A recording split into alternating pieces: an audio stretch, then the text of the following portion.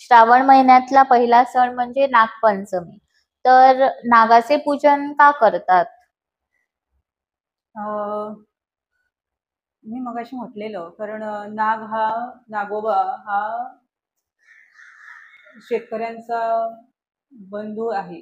म्हणजे शेतकऱ्यांना तो पूरक आहे. भुसी यांचं व तो नायनाट करतो. त्यामुळे त्याच्याविषयी ती एक कृतज्ञता, ग्रॅटिट्यूड म्हणून तो दिवस त्याचा बर्थडे. जसं आपण सेलिब्रेशन करतो आता सेलिब्रेशन. कसं father's day, mother's day, friendship day, तसा तो एक डे आहे त्याचा. आणि तो शिवाय त्याची पंचमी असते त्या दिवशी. बस बर्थडे म्हणून बर्थडे असं नव्हे, फ्रेंडशिप डे म्हणजे फ्रेंडशिप डे असं नव्हे. तर तो पंचमी असते. पंचमी ही नागाची असते, नागोबाची असते. जशी देवीची असते ती शक्ती, मगाशी मी म्हटलेलं कुंडलिनी शक्ती, मगाशी पण तो विषय आलेला, कुंडलिनी शक्ती म्हटलेली ती शक्ती आहे. ती सुप्त स्वरूपाची शक्ती आहे. त्या शक्तीची ती उपासना आहे.